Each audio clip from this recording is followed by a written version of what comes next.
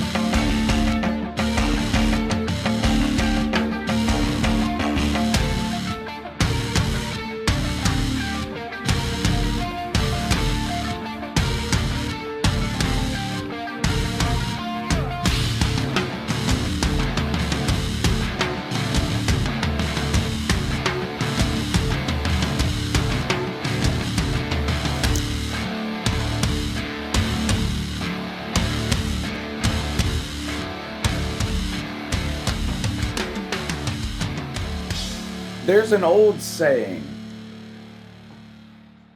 it ain't the heat, it's the humidity. Y'all heard that? Some of you have heard that. Well, in the case of some of y'all in the comments section, it ain't the heat. In fact, it ain't the weather at all. So it's definitely not the humidity. It's the stupidity.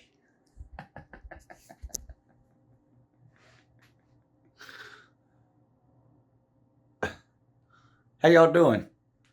Boy, some of y'all not doing too well. Some of y'all are not doing too well. Wow. Some of the comments I got yesterday, man. You know, some of these teams who aren't used to losing, boy, they don't handle it too well. They're some of their fans. Do they? No, they don't. And it's a shame, too. I had one basically even come out and admit it, that he's soft as fuck. Maybe I'll get to that when we get to that particular team. It was hilarious, though. But anyway, welcome to the Your Season is Over video. It's Sunday morning during the college football season, and you know what that means. It's time for the only college football recap show that actually matters. The Uncle Lou Your Season is Over weekly Sunday video. Plenty of places you can go for highlights, great plays. Oh my God, this team looked amazing. Oh my God, did this Heisman performance, this and that. That ain't what we do here. Nope. What we do here on Sundays, we point and laugh. Yeah, we point and laugh. Primarily, we point and laugh. Now, we'll talk about some teams that did actually look good yesterday. We'll talk about the playoff picture. We'll talk about the Heisman race. And something a little bit different towards the end today. We've got 3 or 4 questions I want to ask the comment section. Just curious what you all think. But what an amazing weekend of college football. 3 straight days going back to Thursday. 5 straight days if you want to go back to Tuesday. But, starting off Thursday with the Egg Bowl, Friday and Friday night games all day and night, capped off with Florida and Florida State Friday night. And then, of course, yesterday, just games one after the other all day long. Week 13 is in the books. The regular season is over, which means for a lot of you, your season is actually over. No conference championship games, no bowl games. Damn sure ain't getting nowhere near no playoffs. For some of you, the season is actually over. What a shame. What a shame. Now, I hope you all will stick around regardless of your team being in the toilet or not. We've got 6 more weeks of college football season. The national championship game doesn't take place until, I believe, January 9th or 10th this year. So we've got about 6 more weeks left of college football season. I hope the majority of you will stick around. And like I tell you all the time, there is no off season on this channel. I do this song and dance year-round for you. That's right. That's right. I'm here to make you mad 365 days a year. There is no off season here. There's just the part of the season where we don't have any games. But the part of the season without games this upcoming year may be the most interesting and exciting we've ever had. You're going to have a bunch of conference realignment stuff again this offseason. Of course, NIL in full swing. And the transfer portal is going to be unlike anything we have ever seen this coming offseason. Not to mention, of course, signing days in December and February, spring practices in March and April, and then the summer workouts. And before you know it, we're going to be in fall camp next August, preparing for yet another full slate of college football games for 2023.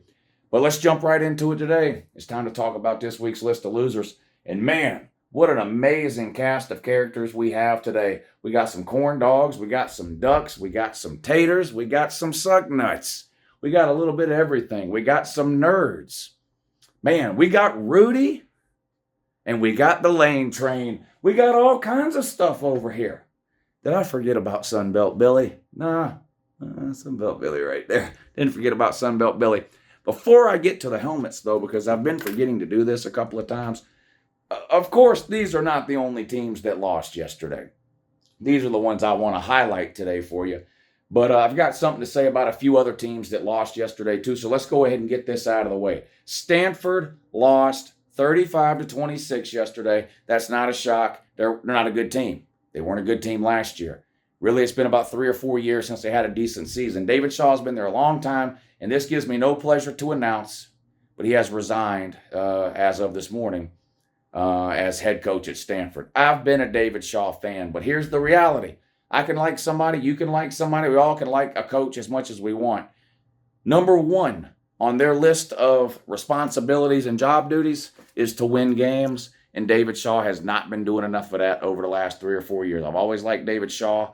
I used to like the style and brand of football that he played, and I think changing that was really his undoing. Stanford was kind of like a Wisconsin-ish type team, or even kind of a old school Georgia-ish type team. They were a ground and pound, big offensive lines, putting NFL running backs into the league every single year. And about 3 years ago, they seemed to go away from that, got more pass happy, more of a spread it around West Coast type of deal, and it just hasn't worked. And so, again, I do like David Shaw. It doesn't give me any pleasure to say it, but another just disastrous season for the tree results in the resignation. And, look, I don't truly believe any of these coaches ever really resigned. This was a come to Jesus type meeting, I'm sure, that he had with the athletic director and the powers that be out there, and they've just decided to go a different direction.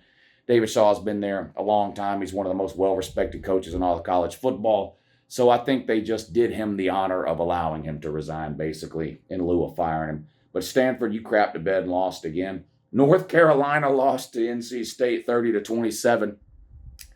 I've been harping on this sort of routine for the last few weeks. Boy, the ACC is terrible. The ACC, people have been making fun of the ACC for a while, and some of it I think was overblown in some years. This might be the worst I've seen the ACC top to bottom in my entire time on YouTube going back to 2014. They are an absolute train wreck and disaster. Of course, we're going to get to Clemson, but Miami is also on the list today to talk about. Georgia Tech. But North Carolina and NC State were supposed to be two of the better teams in the ACC this year. And they're both just horrendous teams. And NC State can talk about, injuries at the quarterback, and North Carolina can talk about being young on defense. Okay, I'm not disagreeing with any of that. But all of that helped lead to the ACC having one of the worst years I've ever seen. Do you remember 6 weeks ago when people were pissing down our leg and trying to tell us it was raining by telling us that Syracuse was a top 15, top 16 team? The ACC is horrendous this year. North Carolina lost. Drake May's Heisman chances are probably gone after this game. He didn't play great yesterday. In fact, he was outplayed by the NC State quarterback.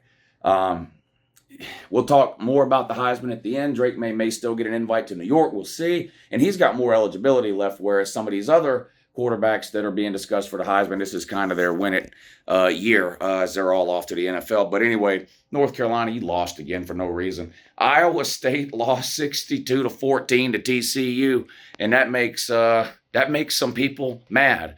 I don't know why. I get the talking points about TCU. A lot of close wins and a lot of comebacks. But there were people that legitimately thought they were going to lose this week. Come on. Iowa State's the worst team in the Big 12. Them, West Virginia, Kansas ended pretty bad, which we'll talk about in a second. But Iowa State's like what are they, a 4-win team? Aren't they 4-8 or something? I don't understand sort of how people were able to sort of pretzel their brain into thinking that this was going to be the week that TCU was going to lose. If TCU was going to lose in the regular season, it would have been last week, right? They or even the week before with Texas, and they didn't. Texas and Baylor or whatever the last couple of weeks. They were never going to lose this game to Iowa State. They humiliated them. 62-14. The Barn lost in an Iron Bowl that no one watched, 49-27. Okay, great. Whoopity-doo. Nothing really much else to say about that. Oregon lost again to Oregon State, 38-34. And here you go again. Another guy who was trying to get his name tossed into the ring there for the Heisman. Bo Nix, how'd he do? 27 of 41, 327 yards, 2 touchdowns and no interceptions. Unable to run the ball, though. And this is what has hurt Oregon the last couple of weeks.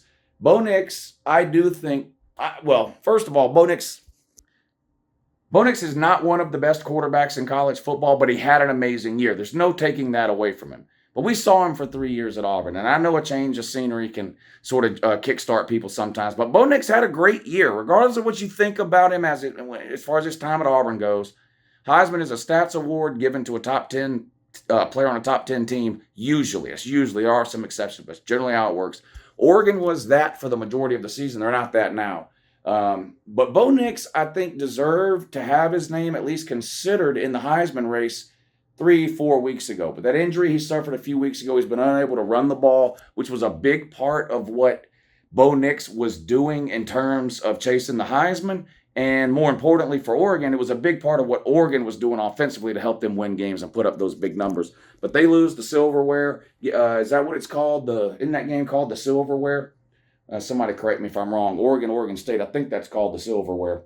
But Oregon lost 38-34. What are you going to do? Michigan State lost again to Penn State. Boy, Michigan State and Texas A&M with these coaching contracts they gave to Jimbo Fisher and Mel Tucker. Those are currently the two worst coaching contracts in all of football. Neither Jimbo Fisher nor Mel Tucker, either one, deserved the contracts that they have. And now both of these schools are stuck with those coaches. I know Mel Tucker had a good year last year, but that is going to end up being the exception, not the rule, for Mel Tucker at Michigan State, unfortunately. And I've said this before. I like Mel Tucker. I wish him nothing but the best. It would make me happy to see him succeed. He was great as DC under Kirby. It didn't work in his 1 year at Colorado. Michigan State brought him in. It didn't work the first year. Lightning in a bottle last year. Back to irrelevancy this year, but they're paying the guy a king's ransom. I mean, they're paying the guy $9-10 million a year. It's unacceptable. These schools have got to quit. I get it that it's like a race to keep the coach that you think is going to be the guy. But before you go about paying somebody $9 or $10 million and signing them to a 10-year deal, they need to already be the guy. You used to have to earn the right to be one of the highest paid coaches in college football. Not anymore. All a school has to do is think that maybe one day, eventually down the road, at some point in the future, maybe you'll be good, and they give you a $100 million contract. It's the weirdest thing, and a lot of schools are going to find themselves struggling through a lot of bad years because they're stuck with bad coaches that they can't afford to fire because they can't pay the buyout because they gave them a 10-year contract, and Michigan State and Texas A&M are two of those teams, but Michigan State lost to Penn State. Penn State might be one of the best 10 teams in the country. I know they got beat pretty bad by Ohio State and Michigan, but Ohio State and Michigan are clearly two of the best 5 or 6 teams in the country. They would beat a lot of people badly. Those are Penn State's only 2 losses. They destroyed the majority of the teams they played. I think Penn State might actually be one of the best 10 teams in the country, but yeah, they beat Michigan State. Kansas lost. No one cares. They lost to Kansas State 47-27. We're going to talk about the conference championship games at the end of the video, but Kansas State makes the conference championship game in the Big 12. They'll take on TCU. But Kansas, man, what a weird... Kansas was 5-0. You remember, everybody was talking about it. Oh, my God, this is unbelievable. Kansas was ranked. They're 5-0. That was their first 5 games. You know what they were in their last 7 games? Started 5-0, ended the season 1-6. They were 1-6 in their last 7 games. So they finished the season 6-6, which for Kansas is amazing. But do you know how hard it is to start 5-0 and only finish with 6 wins? Kansas figured out a way to do it. Oklahoma lost to Texas Tech, finishes the season 6-6. And listen to this. Brent Venables gave up 51. Brent Venables gave up 51 points to Texas Tech. This is unacceptable. I talked about 2 coaches with 2 teams with ridiculous contracts that's going to end up costing them big time down the road. Texas, or in some cases costing them now, Texas A&M and Michigan State. You want to talk about 2 teams who are having a serious case of buyer's remorse right now? Oklahoma with Brent Venables and Miami with Mario Cristobal. Absolute disastrous failures of a season that are completely unacceptable. The fact that the old, it's his first year deal, you cannot apply that to Brent Venables at Oklahoma and Mario Cristobal at Miami. They have failed to meet even the absolute lowest of expectations this year. They literally haven't checked off a single box in their first year at their respective schools, Miami and Oklahoma. 6-6 at Oklahoma. Do you know that's in the Big 12? That is absolutely unacceptable. And some people, I think, expected the offense to struggle a little because you're losing Lincoln Riley, who was primarily responsible for that offense at Oklahoma the last several years, and you lost the majority of the weapons available on that offense. But the defense is horrendous. And Brent Venables is supposed to be a defensive genius. Now I get it that the talent level is not where it needs to be defensively at Oklahoma, But Oklahoma doesn't have 6-6 talent defensively. No, 8-4 should have been what Oklahoma did this year. 8-4 would have been okay for Brent Venables in year one. 6-6 is unacceptable.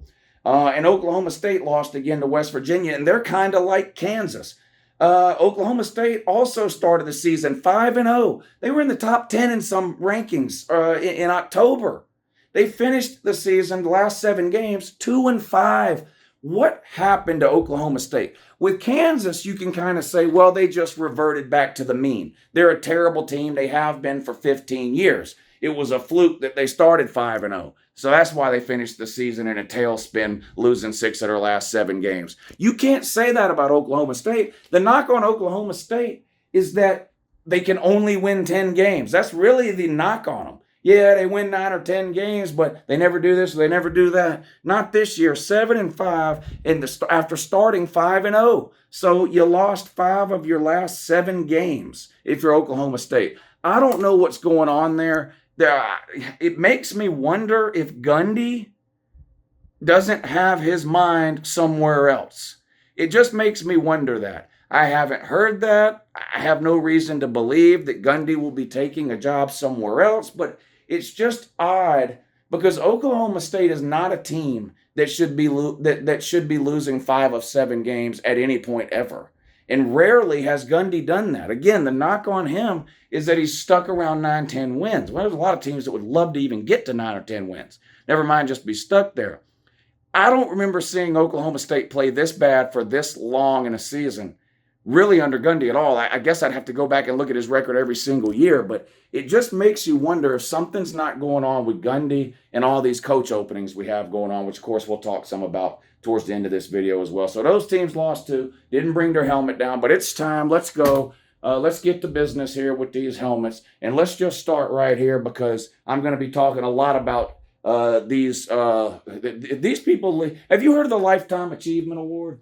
I'm pretty sure you have. Everyone's heard of the Lifetime Achievement Award. They win the Lifetime Failure Award. What an absolute shit show of a game they put out on the field yesterday against the worst team in the SEC, period. Texas A&M's the worst team in the SEC. Yes, they're worse than Vandy.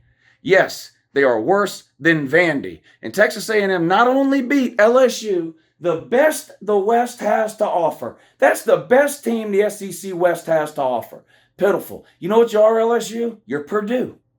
You're Purdue. Purdue won the Big Ten West and no one cares because they're terrible. So is the entire Big Ten West. LSU won the SEC West and no one cares because they're terrible and so is the entire SEC West. What a joke. What a joke. You got humiliated by Jimbo Fisher and one player, A-Chain, David or Damon or whatever the hell his name is. They absolutely humiliated you 38-23. They ran all over you. They didn't even bother trying to throw the ball. Boy, that's bad news.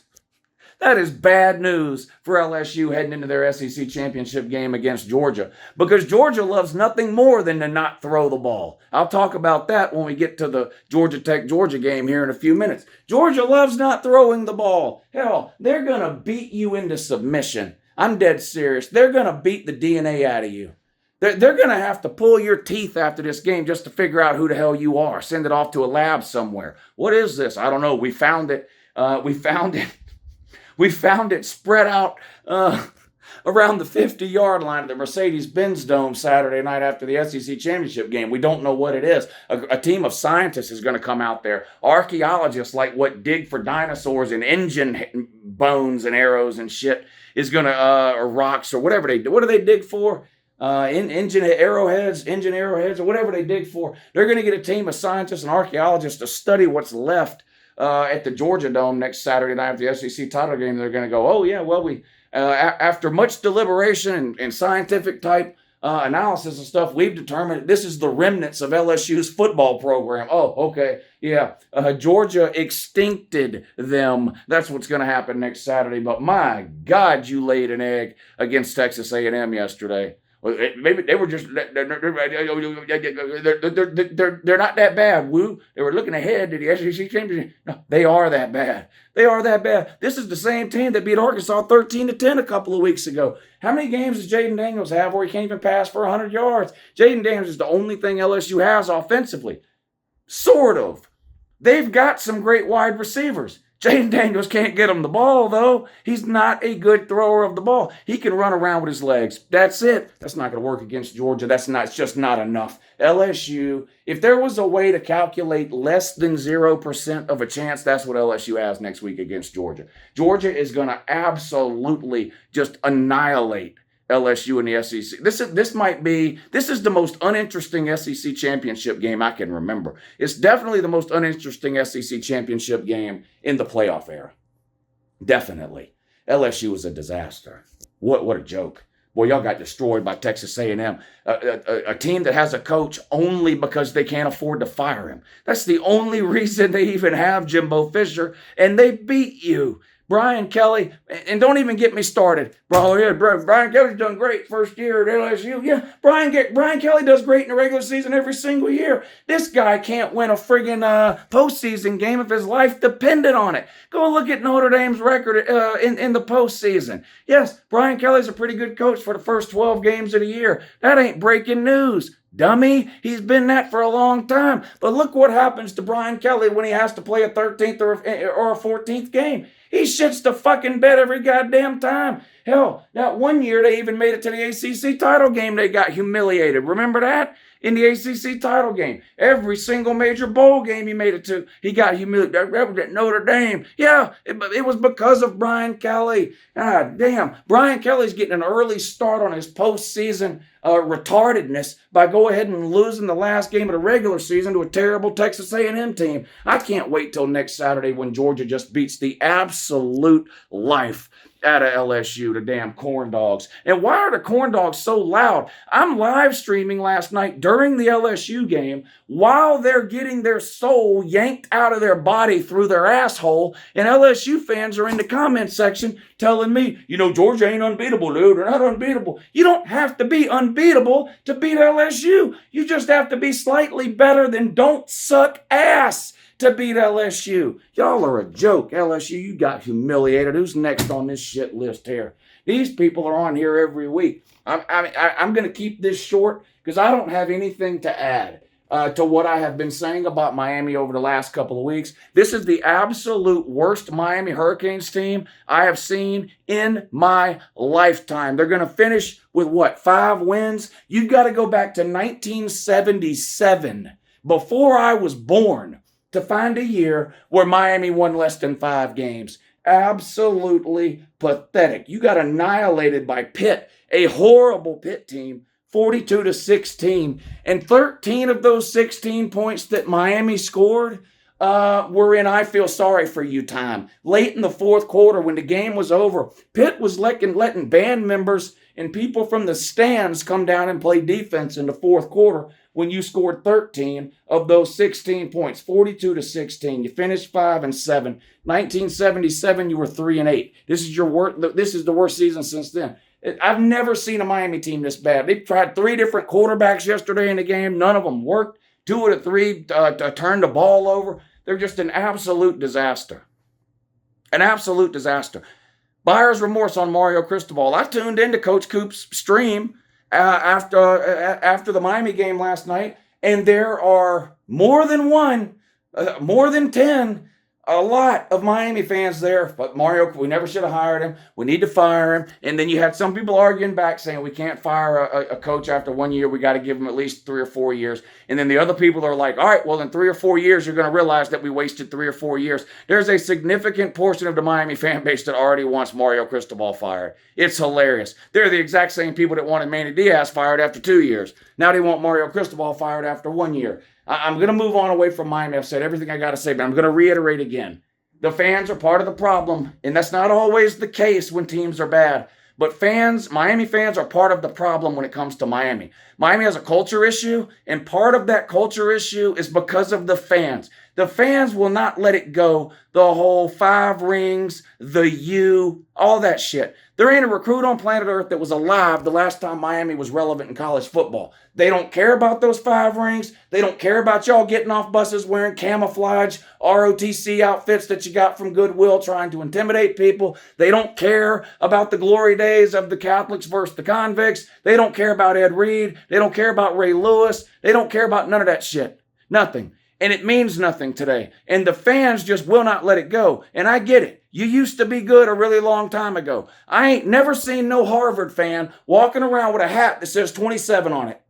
No one cares that Harvard won 27 national titles. It doesn't mean diddly shit today. And the fact that Miami won 5 rings a million years ago in the 80s and 90s doesn't have anything to do with college football today. Like I said, there's not a recruit alive who even watched Miami win their last national title game. But never mind, remember it like it was yesterday. It means nothing. Start something new. The U is dead. I don't mean Miami's football program is permanently dead. I mean the U. It's time to come up with something else.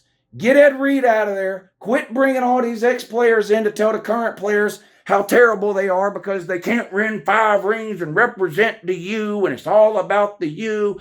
No, it's all about the Lou right now, not the U. Okay? Nobody cares. It is hurting Miami. It's hurting Miami. You got to stop with that shit. Get rid of everything you own that says the U on it or any reference to 5 rings. It's absolutely ridiculous. As dumb as Alabama fans are, I never see any of them running around with a shirt that says 18 on it. Never. Or a hat that says 18. Never. You know why? Because they're fucking good now. That's why. They're having a down year in terms of what they're used to, but a down year for them is 10-2. They're not running around talking about how good they used to be. And you shouldn't be either. You're in the gutter. You're in the gutter. And you can't even be swept up. You need to be vacuumed up. You're like liquid suck in the gutter. A street sweeper couldn't even get you out of there. Quit it with the U and the 5 rings. It's not helping. I promise it's not helping. Notre Dame. What do we make of Notre Dame? Oh, yeah, they go on the floor. Join a conference, dummy. Then you get on the shelf. Until then, you're group of 5 as far as Uncle Lou's concerned. What do we think about Notre Dame this year? Obviously, whatever you think about Notre Dame, good, bad, or indifferent, whether you think they kind of are what they are, whether you think, well, they're way better now than they were in the beginning of the season, whatever you think. Nothing makes that loss to Marshall and Stanford acceptable. Nothing. Even if you are better now, Notre Dame, than you were at the beginning of the year, you shouldn't have been so bad in the beginning of the year that you lost to Marshall and Stanford. That, to me, is what sort of dampens this season for Notre Dame. Forget what happened last night to Southern Cal. We didn't know for sure at the beginning of the season, but it turns out Southern Cal's a really, really good team this year, as is Ohio State. There are no shame in those losses. None. Doesn't really take away from the fact, though, that you did lose to bad Marshall and Stanford teams. Now, what you have to hope, think, and want for a Notre Dame fan going forward is, okay, we lost to 2 top 5 teams, really. If you think about it, Ohio State and Southern Cal, top 5, 6, 7 teams. We'll see how it shakes out, but something like that, right? We beat Clemson. Okay, what do we make of that? Clemson's a top 15-ish team. We beat North Carolina, borderline top 25. Okay, not taking away from those wins from as far as Notre Dame goes. I'm just being realistic with what they are. What do we have to do going forward? Well, clearly the recruiting, especially in certain positions, has got to increase. The talent level has got to increase a little bit overall on Notre Dame. Everyone knows that, Notre Dame fans included. That was one of the biggest gripes about Brian Kelly outside of his postseason record was his recruiting in certain skill position groups. So even Notre Dame fans agree with that. So you got to do that. Next year, you can't lose to a Marshall or a Stanford, right? And I'm not saying those 2 teams necessarily in particular.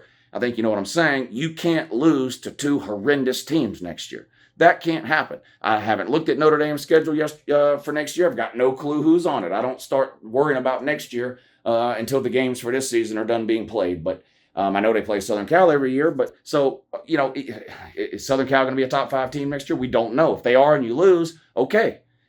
But you can't lose to anybody on a Marshall or a Stanford type of level next year. That's got to be the step you take next year. Now, maybe you go 14-0 and win the national title. Why'd you say 14-0, lose 15-0? Not for Notre Dame. They only have to win 14 because they're scared to join the conference.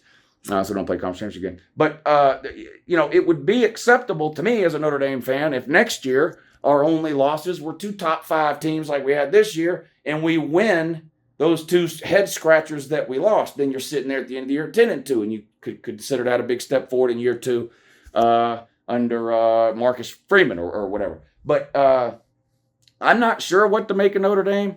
I do think they're playing better football now than they were in the beginning of the year.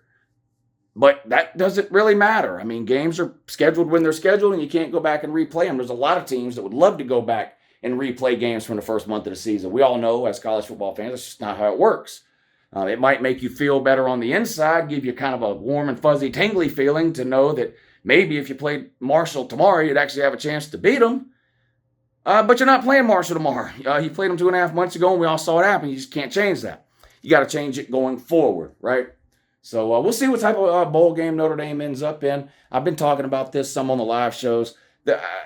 I'd love to see like a Notre Dame, Florida State type of matchup in a bowl game.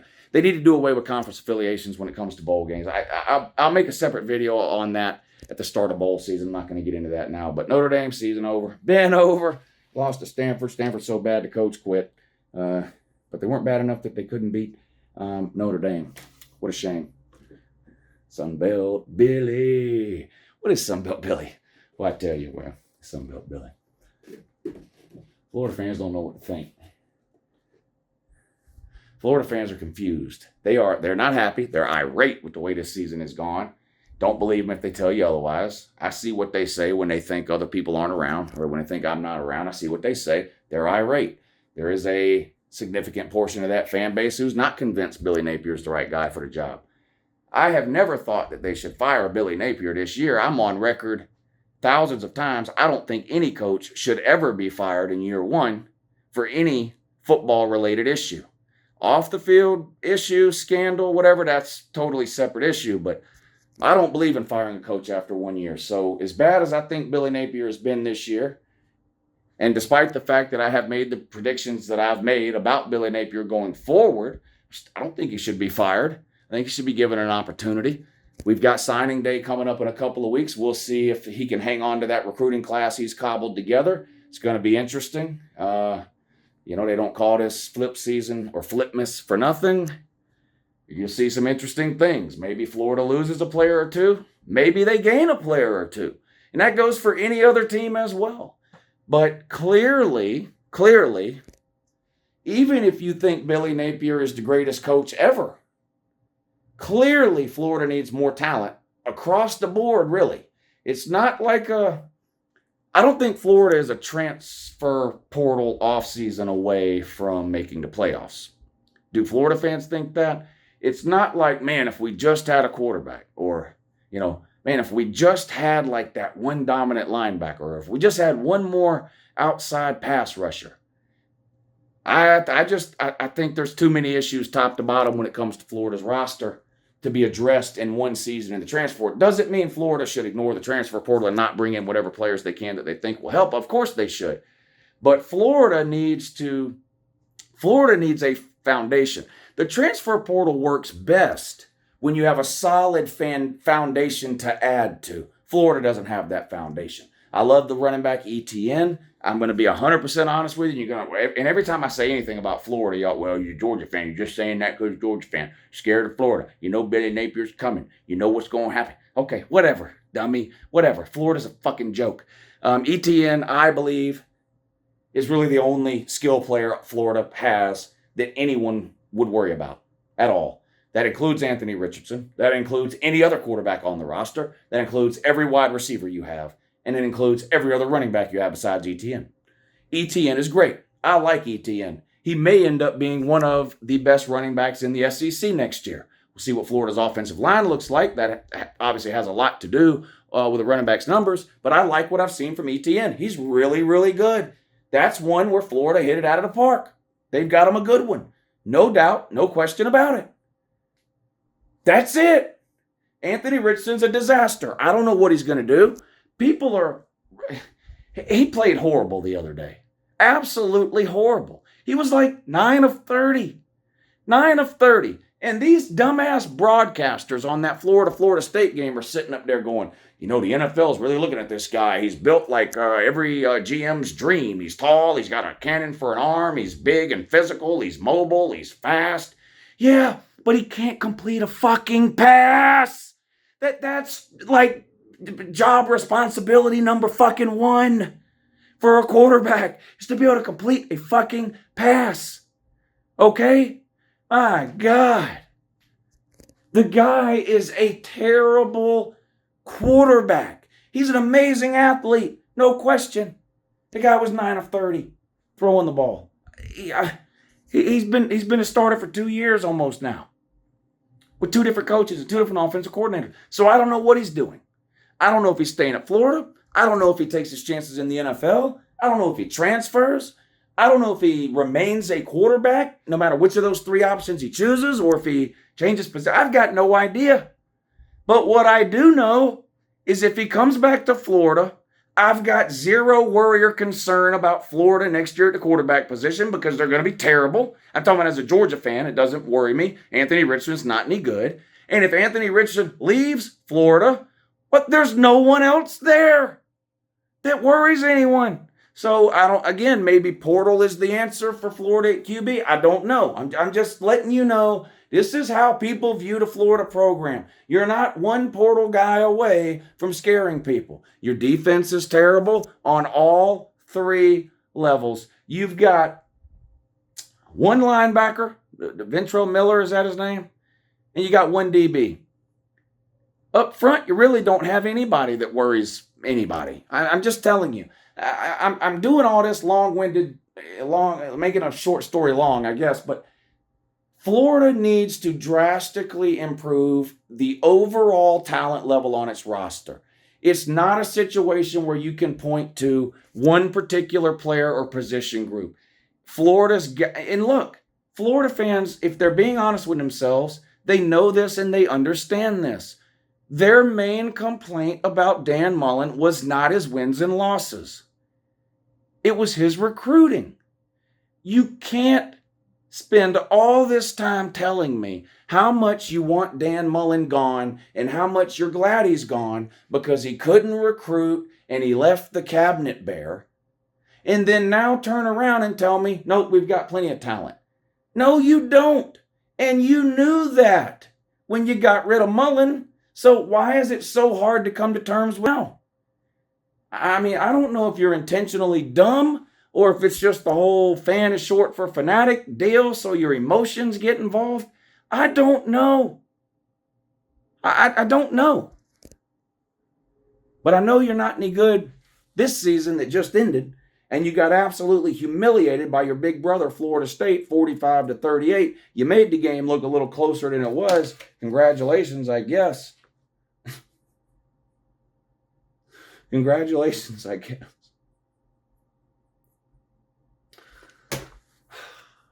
Sunbelt Billy. I haven't changed my mind about Sunbelt Billy. I don't think Florida will be playing games in November with a playoff spot on the line under Billy Napier. I don't think it will happen.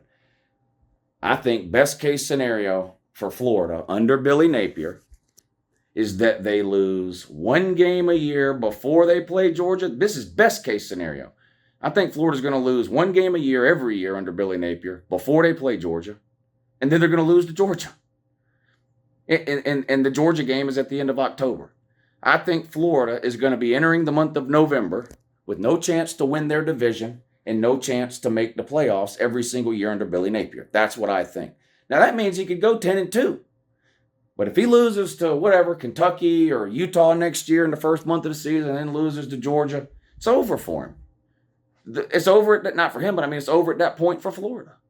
You'll be lucky to be ranked in the top 15 at that point. Even if those are your only 2 losses, you'll be behind Georgia in the East, meaning they would have to lose 2 games in the last month of the season to win the East. It would be over. And I predict that's what's going to happen with Billy Napier.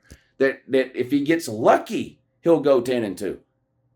But those 2 losses will come before the month of November, and he'll never play a game in November. He'll never coach a game at Florida in November where Florida has any playoff chances. That's my prediction for Billy Napier. I'll either be right or wrong. I've been wrong before. Florida, your season is over. What a joke and a disaster you are.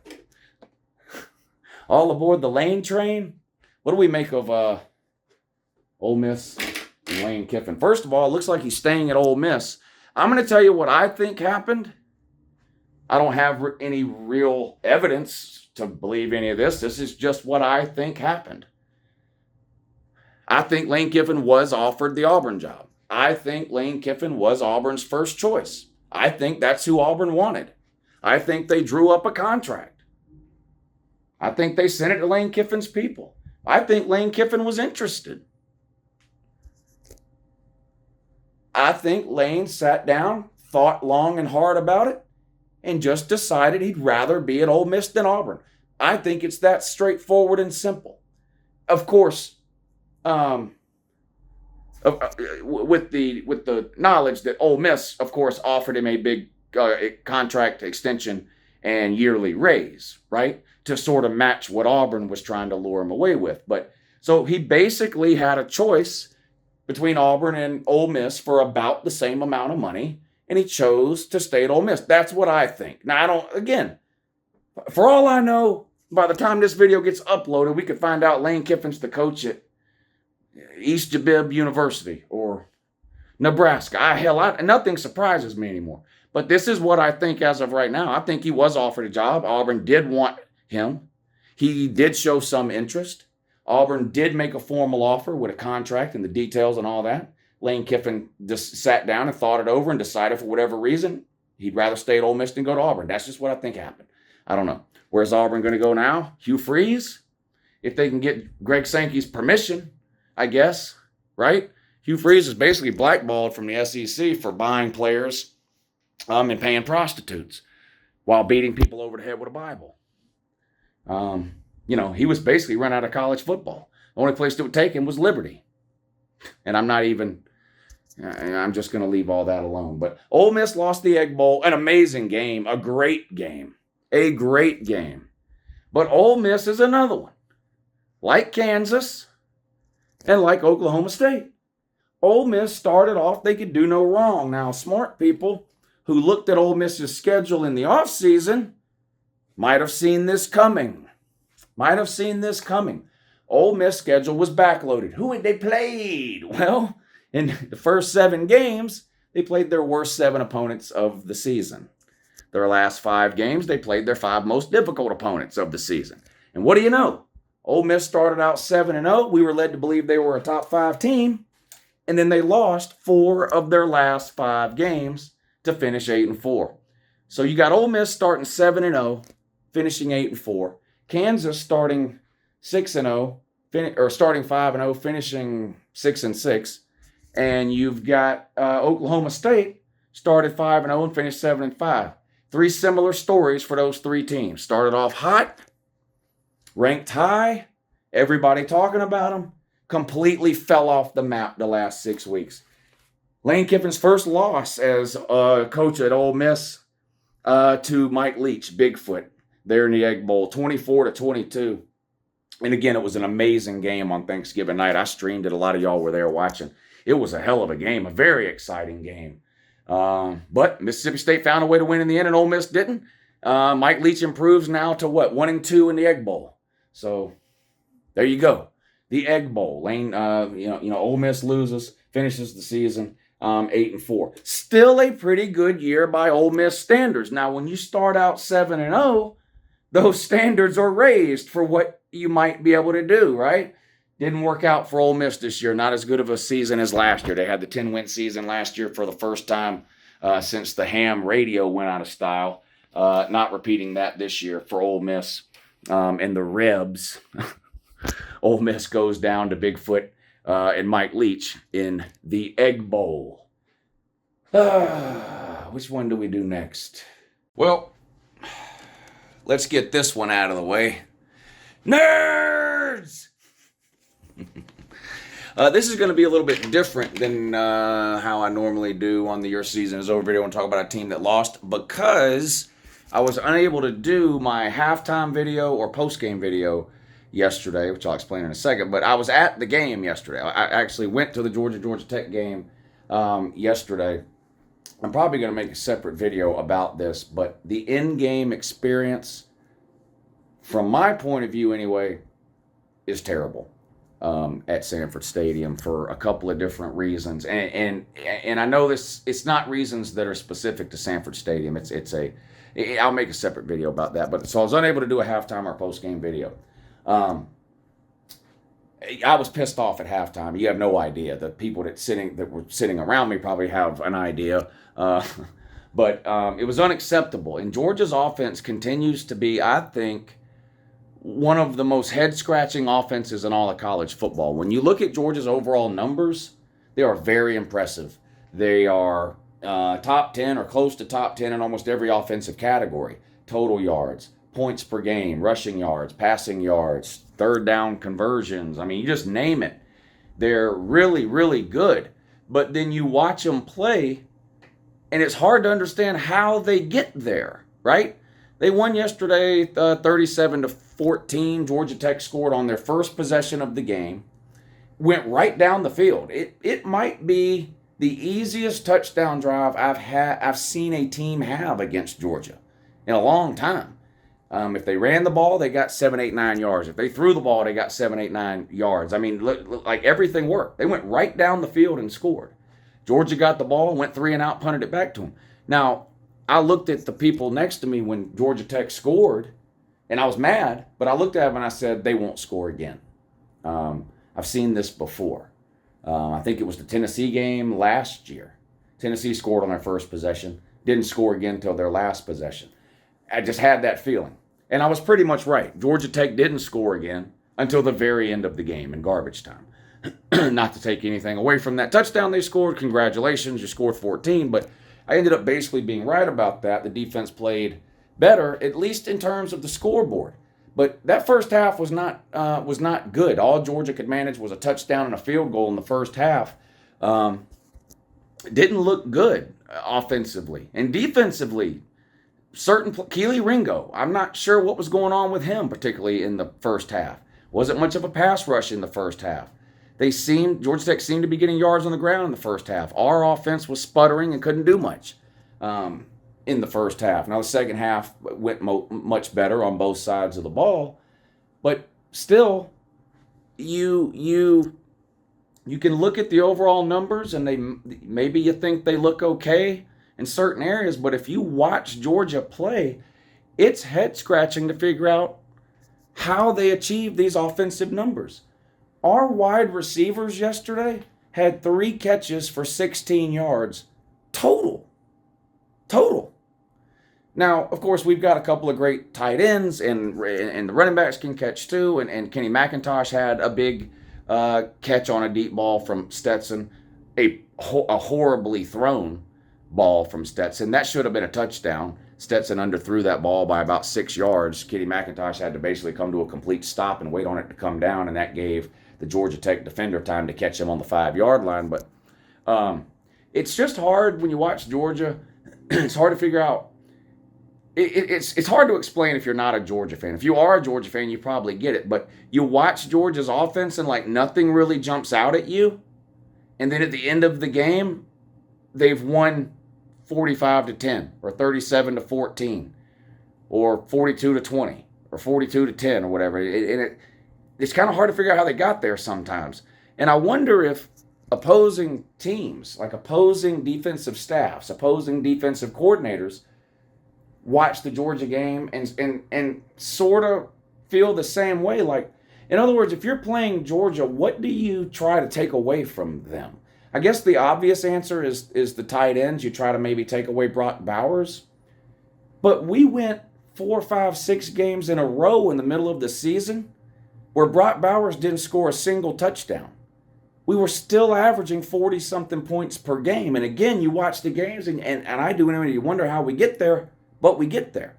It's almost like Georgia sort of feels things out in the first quarter from an offensive standpoint. Okay, what is the other team's defense trying to do? Okay, well, if they're trying to take that away, then we just won't do that. We'll do something else. They're loading the box. Okay, we'll throw some deep balls this game. Oh, they're playing cover 2 or something and stacking the box with linebackers and trying to stop the run. Okay, we'll throw a bunch of hitch passes and swing routes to the running back. Whatever. It's very strange. So, yeah, I was mad in the first half. We're only up 10-7. The offense didn't look good. Stetson didn't look good. The defense didn't look good. Keely Ringo appeared to be off. There was some questionable at best refereeing. I can't really comment much on the refereeing because this is another issue with Stanford Stadium. The replay situation at Stanford Stadium is got to be the worst in the country. I don't know what's going on with their video board and them showing replays and stuff like that, but some of those controversial calls, forget trying to get a good look at it on the video board. Just forget it. I don't know if it's an issue where whoever's running the video board doesn't know what the hell they're doing. I don't know if it's a technology issue. I don't know what the problem is. But it's absolutely ridiculous in 2022 that we can't get decent-looking replays at the game. So, like, a lot of these calls where the crowd would boo or something, like thinking it was a bad call, I have no idea if it was a bad call or not, just to be honest. No clue. So I don't know about that. But they end up winning 37-14. And look, it's a rivalry game. It's an in-state rivalry game. I know Georgia Tech's terrible. I'm never going to be mad about beating Georgia Tech 37-14, but like I've told you before, when I watch Georgia games, I rarely watch a Georgia game going, man, I hope we can do enough to beat the team we're playing today. Whether that's right or wrong, or you want to call me spoiled, or whatever you want to call, I watch every Georgia game thinking, okay, what does this mean for down the road when we play whatever team, right? And, depending on the year, it's like, okay, what if we end up playing Alabama in the SEC championship game? What is it that I'm seeing right now that could give me confidence we could beat them, or such and such team in a playoff, or whatever? And that, I think, is what leads to me getting so irritated a lot with watching Georgia. And again, if you just tune into the last 5 or 10 minutes of a Georgia game, most of the time you're going to see Georgia has a lot of points and the other team has very little. But if you watch the Georgia game, it can be frustrating. It can be frustrating. And I still think that Georgia offensively is sort of working with one hand behind its back with Stetson Bennett at quarterback. I know people hate when I say that, certain Georgia fans especially. I just watch Stetson Bennett play, and I just wonder, he just never throws the ball downfield. I don't know. There's some speculation that he's hurt. I don't know. And he throw 1 or 2 deep balls a game, but they're usually go routes where he can kind of put some air under them. 90% of the time when Stetson Bennett throws the ball, it's at or behind the line of scrimmage. It's just very strange. It's just very weird. He doesn't put a lot of zip on the ball. The touchdown pass he threw to Brock Bowers yesterday was a horrible pass. Brock Bowers was wide open in the corner of the end zone. He threw it at his feet. Brock Bowers had to basically bend in half to catch it off the turf. It almost wasn't a catch. They had to review it to see if it hit the ground. That's how bad of a throw it was. It was just a bad throw to a wide open Brock Bowers. Darnell Washington is 6'8". I've seen Stetson Bennett throw it 6 yards over his head 15 times this year. It's just frustrating. That's all. I'm not saying Stetson Bennett should be benched. I'm not saying we're not going to win a national title or whatever this or that because of Stetson Bennett. I just get frustrated watching Stetson Bennett play because I just don't think he's very good. And no, I'm not the coach. No, I don't see him practice. No, so don't even type all that dumb shit you normally type. It's just my opinion. I don't really care if you like it or not.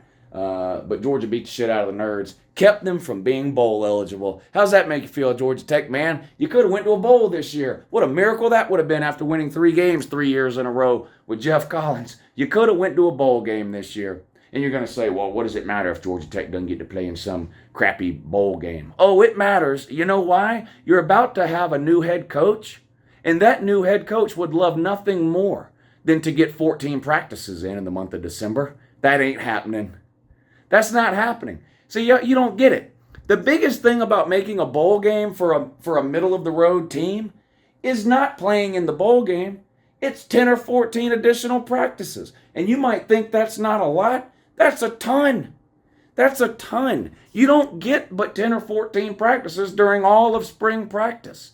Then you get another, 20 or 25 practices during summer and fall camp, and then you're playing. You get a total of maybe 50 practices a year. Of course, an extra 10 or 15 practices in the month of December matters. Dummy, of course it does. You won't be getting them. You won't be getting them. What do you think about Georgia Tech's coaching search? They're not going to keep Brent Key. Oh my God, Brent Key. I wish they would keep Brent Key, just like I wish Auburn would keep Cadillac Williams. Those are great stories. Those are two teams that had completely given up on their coaches. The coaches were fired. Interim head coaches were named. And those interim head coaches got more out of that group of players than the actual head coach was. It's a good story, especially for Cadillac Williams at Auburn, because he played there. These guys are not deserving of Power 5 head coaching jobs at this point in their career. It's not a knock on Cadillac Williams or Brent Key. Georgia Tech and Auburn, are and should go out and conduct a legitimate nationwide coaching search like they're doing. Not Cadillac Williams and Brent Key. I still think it'll be Jamie Chadwell from Coastal Carolina, but what do I know? Also, literally right before I started recording this video, Luke Fickell to Wisconsin. Great hire for Wisconsin. Luke Fickell, I've said it a million times, I feel like he's a Big Ten guy.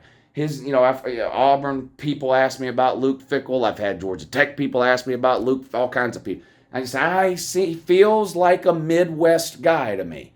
Not necessarily Big Ten, but Midwest, because, of course, he's at Cincinnati, which is kind of in the Cincinnati Midwest. Anyway, I think you know what I mean.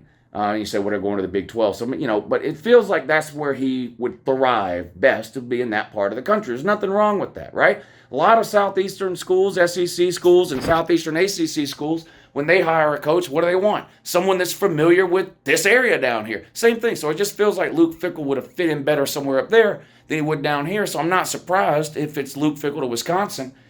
I'm not surprised Wisconsin wanted him. I think I think Wisconsin should be ecstatic to get Luke Fickell. I think he's a hell of a coach. I'm kind of surprised Luke Fickell would go from Cincinnati to Wisconsin. Luke Fickell's got a chance to, I think, have Cincinnati as the premier program in the Big 12, especially with Texas and Oklahoma leaving. So I guess Luke Fickell has made a decision that he just feels like, obviously the Big 10 is a more stable conference right now than the Big 12. I know the Big 12 added 4 teams that are going to join next year: Central Florida, Houston, Cincinnati, and BYU, but they're losing their 2 only name brand teams, really, in Texas and Oklahoma to the SEC in a year or 2 after that. So the Big 10 is definitely more stable and on more firm ground and footing than the Big 12 is. So maybe that is part of what went into Luke Fickell's decision. I don't know. But I think Wisconsin should be jumping for joy. Jump around. Get it? That they got Luke Fickell. Is it going to be an overnight turnaround there? I don't know about that. I think they'll be better right away with Luke Fickell than they were this year or last year. In terms of competing to win the Big 10, though, you're talking about 2 of the most talented teams in the country in Ohio State and Michigan. You got to find a way to get over that hurdle before you start thinking about winning the Big 10. But, Wisconsin should be the premier team in the Big 10 West. They should be the premier team in the Big 10 West almost every single year.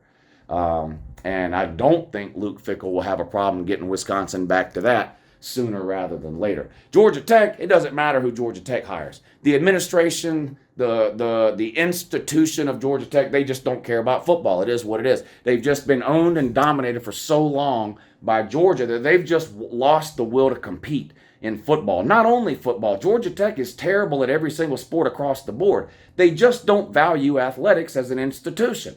And I'm not here to tell you that there's anything wrong with that. I am here to tell you, though, that is going to lead to them having terrible sporting teams, which is what they have and what they're going to continue to have, regardless of which coach they get. Georgia's going to continue to own and dominate them without a problem. Georgia Tech has only beat Georgia 3 times this century, and it pisses me off that they beat us that many times. They're, 3-19 now this century, 3-20, whatever it is, this century, Georgia and Georgia Tech. Y'all are so far away from mattering that I'm surprised you even have the nerve to get out of bed in the morning.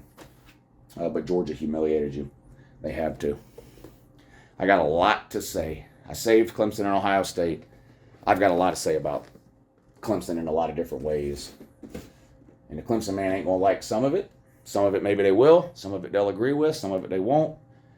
But they're going to get the same treatment everybody else gets on here. I'll tell you exactly how I feel. This is an inexcusable and unacceptable loss. I'm getting hammered from South Carolina fans because I keep referring to them as a terrible team. South Carolina's a terrible team. 2 weeks ago, they got beat by Florida 38-6. Teams get better over the course of the year. Okay, they didn't lose to Florida 38-6 in week 1. They lost to Florida 38-6 2 weeks ago. Lou, they beat Tennessee. Yeah, I know. And then they beat you. After you laughed at Tennessee for a week. Why did you laugh at Tennessee all week, Clemson man? You know why you laughed at Tennessee? Because they lost to a terrible team. That's why you laughed at Tennessee. Well, guess what you did? You went out and lost to a terrible team. Clemson's got talent issues and coaching issues. Clemson's at a fork in the road, I think, in terms of their immediate future. And by immediate future, I mean the next 5 to 10 years. I think Clemson's got a chance still to be one of the preeminent college football programs in all of college football going forward throughout the 2020s. I think that chance is still there. But they're at a crossroad. They're at a fork in the road involving Dabo Swinney. Not whether or not to keep him or not. Dabo's going to be at Clemson until he decides he doesn't want to be. He's earned that right by winning 2 national titles. I keep hearing that Dabo, even some Clemson fans, that, Dabo's got this problem or that problem.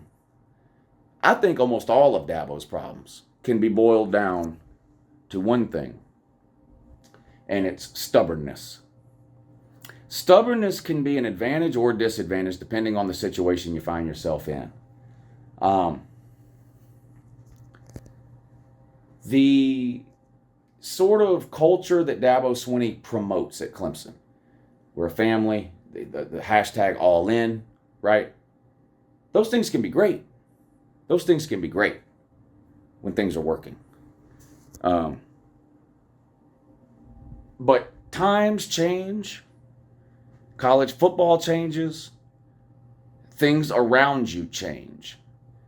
You don't have to like those changes, but you better be able to accept them and adapt to them. And his overall philosophy of how high school recruits should feel about Clemson, which is that if you want to come to Clemson, then sign this piece of paper and don't go visit any other schools, or we're revoking your scholarship. That kind of thing. His thoughts and feelings on the transfer portal. He doesn't like it. He doesn't want to use it. He wants players that are all in on Clemson from the time they're in 9th grade till the time they graduate from Clemson with a master's degree. That's not the world we live in. That's a fantasy land that existed 3, 4, 5, 6 years ago. That landscape is gone. That doesn't exist anymore in college football. You have got to be open and willing to use the transfer portal. Whether you like it or agree with it is not the point. It's not the point. Stubbornness. I've always done it this way, and it worked. I got 2 national titles. Great. The problem is you are playing in a world today that is nothing like the world of 2016 and 2018 when Clemson won those 2 natties. It's not.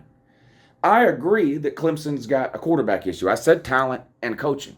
So we'll get to the talent part in a minute. I'm not laying this all on the feet of Dabo Swinney and just his mindset. There's obviously some other issues, and I'm going to get to those. But his stubbornness. Nick Saban is the most successful college football coach in history. In history. And he won a bunch of national titles doing things a certain way.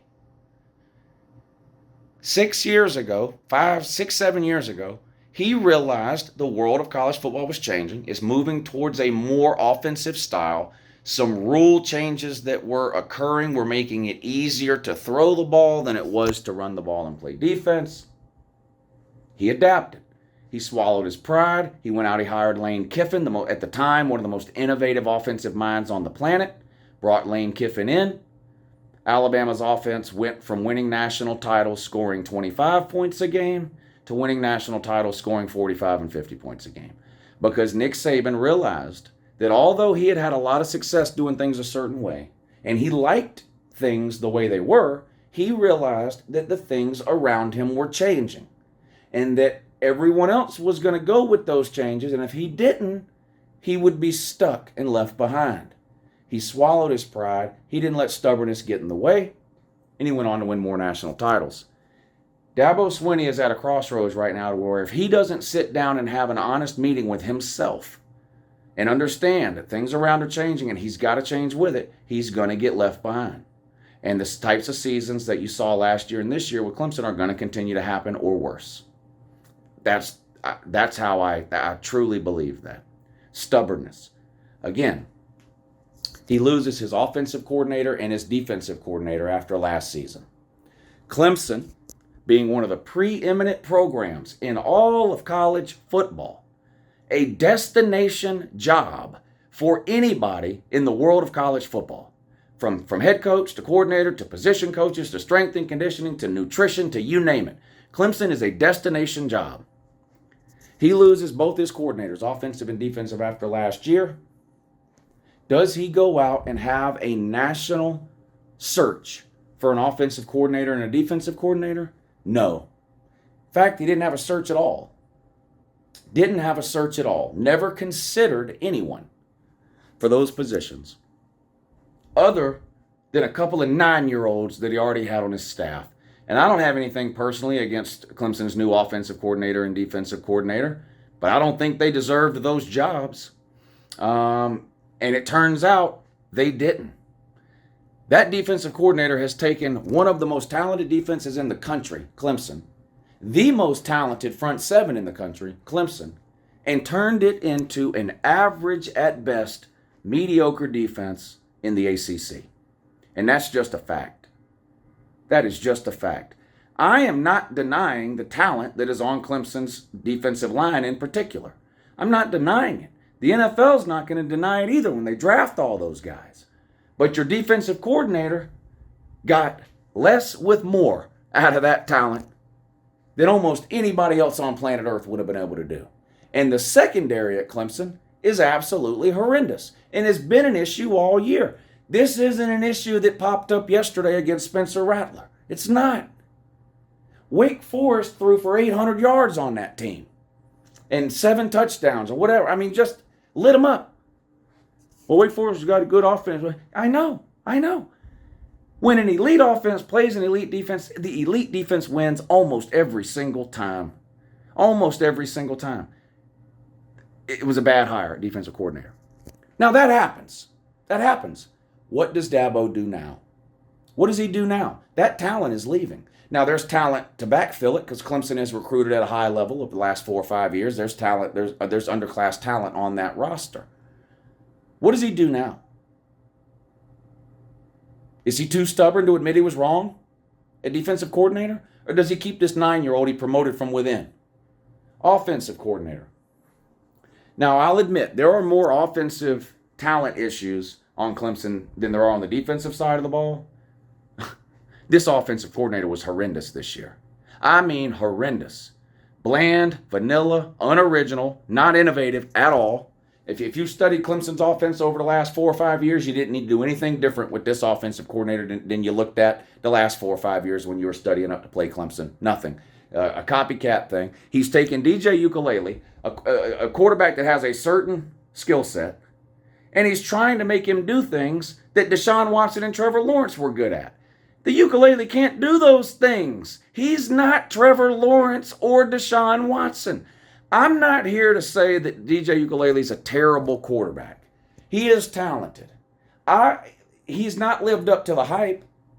But he's not some kind of trash can quarterback. I lay at least as much blame for DJ's struggles on the feet of Clemson's offensive coordinator as I do on DJ Ukulele. It's an inability to understand what a player does well, which I think really should be an offensive coordinator's primary job and responsibility. What players do we have? What do they do well?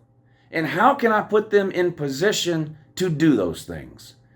And I'll tell you who the best example of this is on planet Earth, and I talked about this team just a few minutes ago. Monken, Georgia's offensive coordinator. Georgia's offensive coordinator should be making as much as Kirby Smart. The fact that Todd Monken is able to get 40-something points a game out of this offensive unit is mind-blowing. And if you've paid any attention at all to Georgia, you should know this. Kenny McIntosh is an okay running back. He's not elite. He's not Todd Gurley or Nick Chubb or Sony Michel or DeAndre Swift. He's not. He's not even James Cook. Who else do we have? Daijun Edwards? Daijun Edwards is an okay running back. He's not on the same planet as any of those running backs I just named. Let's look at the wide receivers. Ladd McConkey and Marcus Rosemy-Jacksaint. Did you even know who these people were 6 months ago? You might have known Ladd McConkey from last year. I don't know. Georgia fans know him because they're Georgia fans, but I'm talking to the rest of college football. Ladd McConkey's a 5'9" slot receiver. Marcus Rosemy-Jacksaint is built more like a traditional wide receiver one, but my God, there's nothing he does great. He does everything good. He's a decent route runner. He's got decent hands. Doesn't really have decent speed. He's a decent blocker on the edge. I'm not putting these Georgia players down, okay? I'm not putting them down.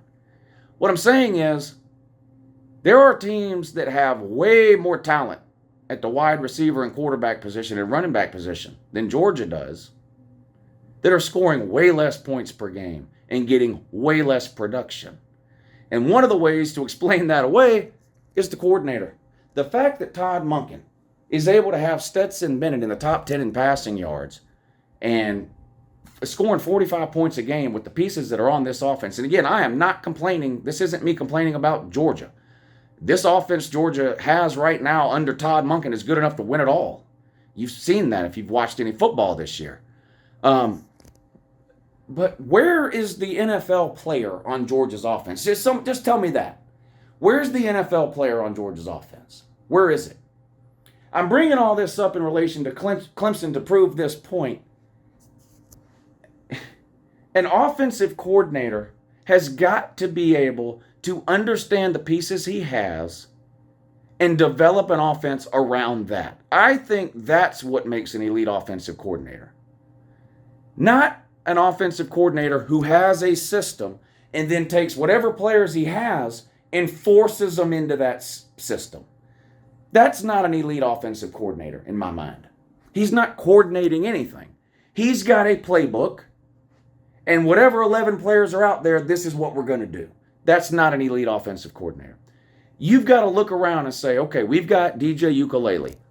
What are his strengths? What are his limitations? Now let's build around that. Is he better passing in the pocket, or is he better passing rolling out? Can he run the ball? If he can run the ball, is he the type of guy that we should be calling designed runs for? Or is he the type of guy that should be running when protection breaks down?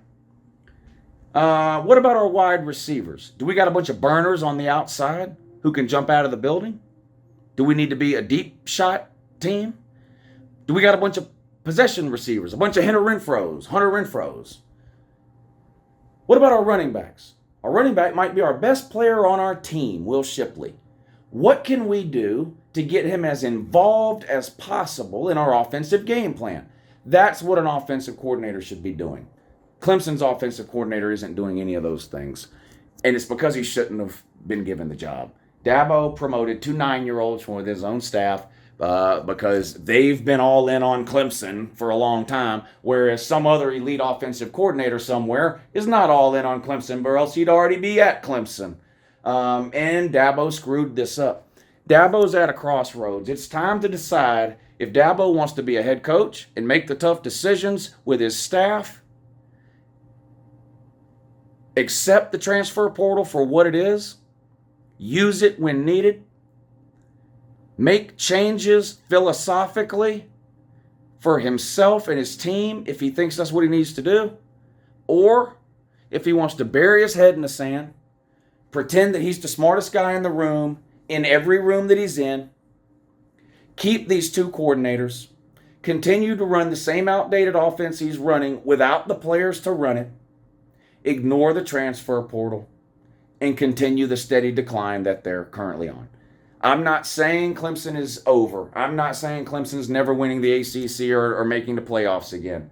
I do think Clemson's program, in terms of what we've seen the last 10 years or so, is at a crossroads right now. And Dabo's going to have to make some choices. And I'm very curious and interested to see what those choices are.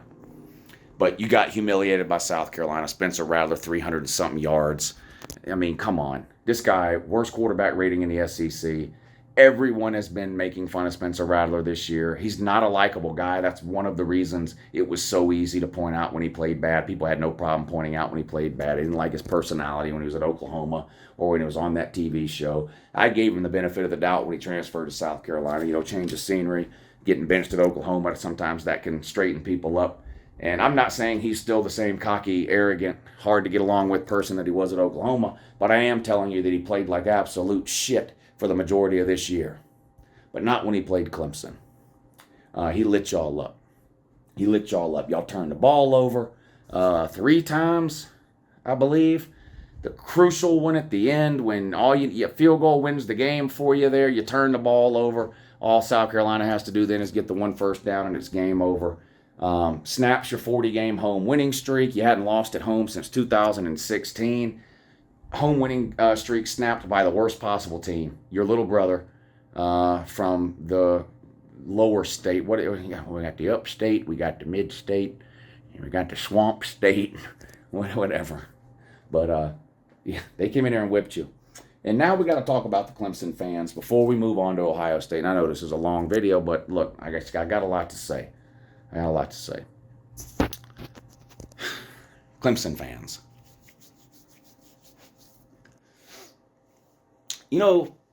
I love college football, and there's a million things about it that I love, way too many to list. One of the things that I love the most about college football is tradition. The tradition that's associated with college football. And over the last 10 years, a lot of those traditions are kind of being taken away from us. And some of them I've been okay with. I was okay with going to a playoff. At first, I was against playoff expansion. Now I've kind of warmed up to the idea. I sort of can see some benefits, right? I love tradition. Clemson has, without a doubt, this isn't even up for debate. Don't even bother typing other schools' dumb traditions into comments. They pale in comparison. There's nothing you could tell me to change my mind. Clemson has the absolute dumbest, most embarrassing tradition in all of college football, and it's rushing the field when you lose. Optically, it's the worst thing I've ever seen. It is absolutely pathetic that y'all do that. And this is something that is solely on the fans. I'm not saying this affects how many games you win or lose. That's not what I'm saying. It's got nothing to do with that. But do you have any idea what a laughingstock you are when you lose a game at home and storm the field? I don't care what you call it. It's not storming the field, it's meeting at the paw. I don't care what you call it. Meeting at the paw to give each other a bunch of emotional support hugs, patting each other on the back, telling them it's going to be okay, running around to find Dabo Swinney and whatever players you can, patting them on the head, congratulating them for trying real hard in a loss. It is the saddest thing in all of college football that you idiots do that. I could be the world's biggest Clemson fan. If I'm at a Clemson home game and they lose, the last thing I'm doing is storming the field like some kind of a fucknut. That's what you look like when you do that. It's so goddamn dumb. It is so ridiculous. And then on top of that, you got the bad look, the bad optics of when that happens, you idiots aren't the only ones that go on the field. Guess who else goes on the field? The other team's fans. You've got South Carolina fans storming your field because you do it. Win or lose. We meet at the paw, win or lose. Well, win then. It's bad enough that y'all do that when you beat a 2-10 team. That's embarrassing. Watching the end of watching Clemson beat, I don't know, who's the worst team Clemson played at home this year? Whoever, it doesn't matter. Let's just throw a random name out there. Let's say Duke. Let's say Duke one year is 0-8. They come and play at Clemson. Clemson wins 55-0. These idiots rush the field after the game. Do you have any idea how dumb that looks? Do you have any idea how dumb that looks when you rush the field after a win against Duke or some terrible team? Okay, now multiply that by 1 billion. That's how you look when you let South Carolina come into your backyard, humiliate you, and then while people are watching the end of the game, people are watching the Dabo crybaby interview on the field with the reporter at the end, and there's Clemson fans standing right behind them with their head down like this. And then the camera pans back and they're just pouring out of the stands, Clemson fans onto the field after a loss. It is the saddest, most ridiculous. You all ought to be ashamed of your damn selves for doing that. I'm not kidding. I'm not trolling. Rushing the field after a loss is the absolute dumbest tradition in all of football. Dumber than rubbing that stupid pet rock y'all have before the game. Way dumber. Lots of teams have dumb traditions like that where they touch a sign or whatever. I don't know. Rushing the field after a loss. My God. I don't see how y'all go out in public without just being ashamed of yourselves. Rushing the field after a loss? Y'all, please stop that.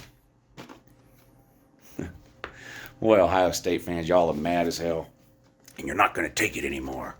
A lot of Ohio State fans in my comment section that have a lot to say to me, and none of it's football related. Hey, how about you go fuck your mother? You know who I'm talking to. If you don't know if I'm talking to you, then I'm not. If I'm talking to you right now, then you already know I'm talking to you. Go fuck your mother. You got humiliated again in football. That doesn't have anything to do with me. Sorry. Turns out you're soft as fuck, bitch. You're soft as fuck again. In your last 3 losses, you've given up almost 900 yards rushing. That ain't Uncle Lou's fault, dummy. That's Ohio State's fault. Ryan Day is Ryan Day looks like every guy I've ever seen in a shampoo commercial. That's who Ryan Day is. Soft ass. And it's trickling down. It's trickling down. Finesse team on offense. C.J. Stroud's leaving that dump with no Heisman trophies, no Big Ten titles, and no national titles. How does that feel, Ohio State man? That ain't Uncle Lou's fault. That's Ohio State's fault, dummy. Y'all got embarrassed. Again, blown out. Outscored 21-3 or something in the fourth quarter when it mattered. What a joke. Michigan didn't have their only offensive weapon. Blake Corum's all they've had the majority of the year. 2 carries for 6 yards. He tried to play. He couldn't. 2 carries for 6 yards. They send the backup in with a broken fucking arm, and he goes off for almost 300 yards against you. Or almost 200, whatever it was. They had almost 300 yards rushing. Last year when you played them, almost 300 yards rushing. The loss you had before that against fucking Oregon. Oregon, a Pac-12 tree-hugging school, pushed you around like a bunch of fucking 3-year-old girls in a baby stroller. You ought to be ashamed of yourself. Not running into the Uncle Lou comment section looking to talk dumb shit to me because you crapped the fucking bed again in a big game. That's your own fucking fault. Suck nut. I wish you'd suck on your own nut. If you could find it, you probably would.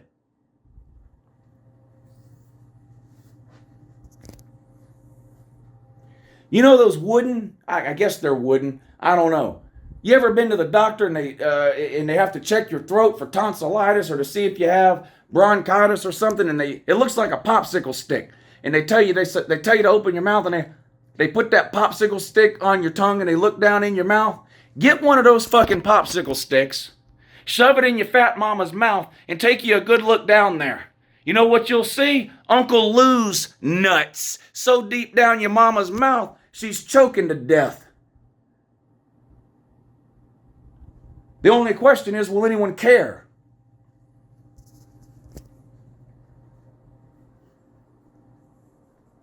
Michigan owns the Ohio State Buckeyes football team, and I own the Ohio State Buckeye fan base. You're mine, and I'm going to do with you however the fuck I please. We understand one another? Or do I need to speak slower so that those of you who are from Ohio will actually be able to understand what I'm saying? A bunch of poor white trash that's too poor to afford to move to North Florida running their fucking mouth at me in the comments section? You had to go all the way down to the library just to watch the video.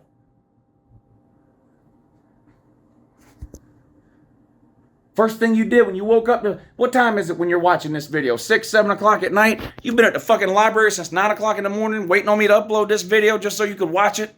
You fucking dummy.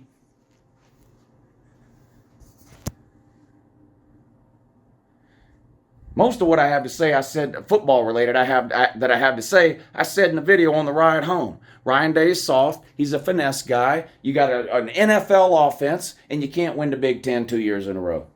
It's fucking sad. Michigan's less talented than you, but they're more physical. And they bent you over their goddamn knee, and they rubbed it right in your asshole. Fucking raw. Raw.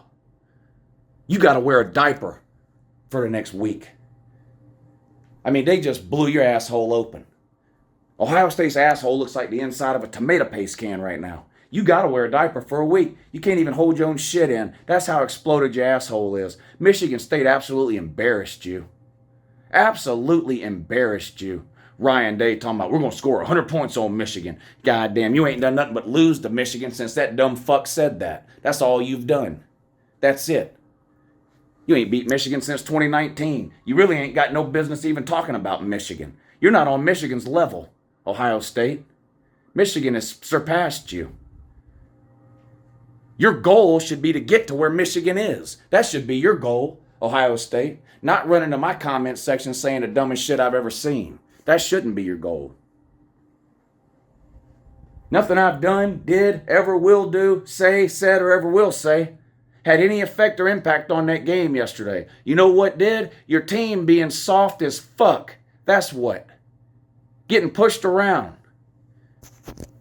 300-something yards rushing. You had J.J. McCarthy. You let him throw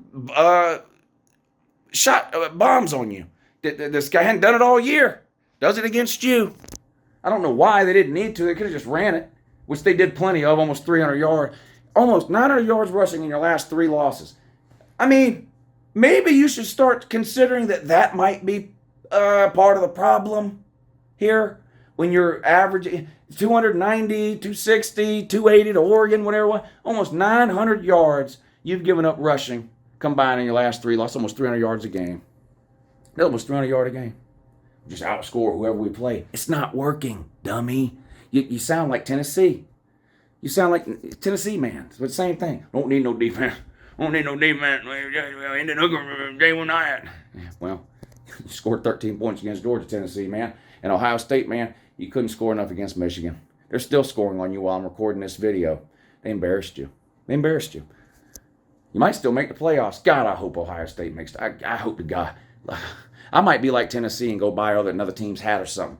Who has to lose for Ohio State to get in? Probably Southern Cal. It feels to me, I'm going to be honest with you, it feels to me like Georgia, Michigan, and TCU could all 3 lose their conference championship game. All 3 would still be in the playoffs probably.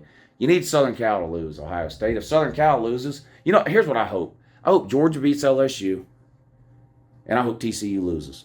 Or Southern Cal loses. I hope Georgia beats LSU, and I hope Southern Cal loses. And I hope Ohio State slides into that 4th spot. That's what I hope. And I hope you crank up your 1989 Honda Civic with them little bitty ass lawnmower tires you got on it pushed all the way out to the side and a Folgers can attached to your exhaust on the end and drive that motherfucker down to Atlanta and watch my Georgia Bulldogs absolutely fucking destroy you. And if you can't do that, don't worry. Hang out at the library for a fucking month leading up to that game, and I'll destroy you every day of the fucking week for a goddamn month leading up to that game. Nothing would make me happier. Nothing. Short of beating you in the fucking game, which would be a guarantee. Fucking soft ass Ohio State. Every time they play a decent team, they get pushed around. You get pushed around like a fucking 3-year-old girl in a baby stroller. Every time. You let Oregon do it. Oregon. Then Michigan last year and Michigan now. Northwestern did it to you this year. How was the weather yesterday, you fucking idiots? How was the weather? Jesus Christ, y'all are so goddamn dumb. It almost makes me mad just to sit around and think about how fucking stupid you are.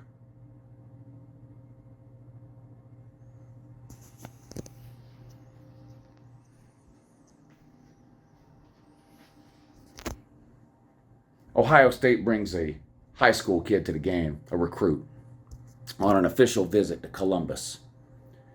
All schools do this. The bigger the game, the better. You want as many recruits there as you can. The atmosphere is going to be great, right? The recruits see that. They can't wait to sign with you. This kid comes yesterday on an official visit to Ohio State. Gets the royal treatment from Ohio State all weekend long. They sit him down in the VIP recruiting area there at the stadium. He gets the first-hand view of the game. The game ends. What does this kid do? Pulls his phone out and commits to Michigan on the fucking spot. Christ.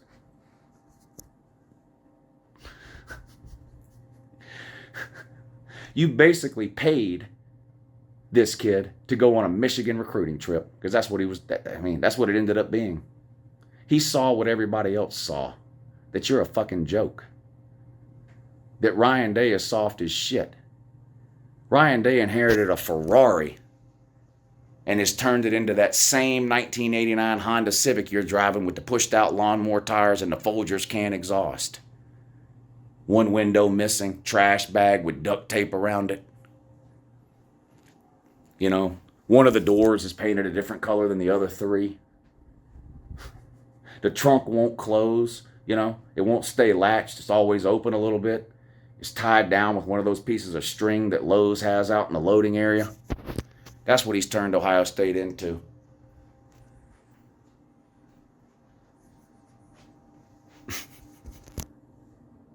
Boy, can't wait to watch Ohio State versus Utah again in the Rose Bowl. Whee! God, y'all got humiliated. To the Ohio State fans that are normal human beings, sorry for your loss. That's a tough loss. It's tough anytime you lose a rivalry game. No one ever wants to lose to their rival, whether you're 0-11 going into that game or 11-0.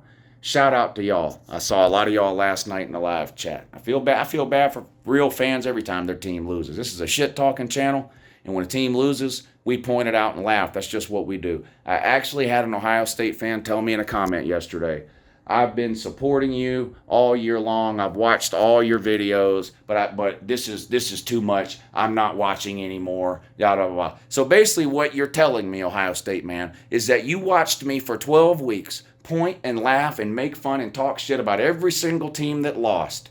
And the minute you got on that list, you couldn't fucking take it?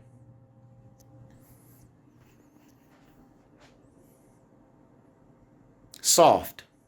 Just like your fucking team. Just like your fucking team. Uncle Lou's hilarious when he's talking about someone else. Talk about my team. Oh, that's too much. I'm unsubscribing and I got to go to his comment section and tell him about it because I can't believe it. Fuck you. Fuck you. Fuck you. And the rest of you that left those fucking comments. Fuck you.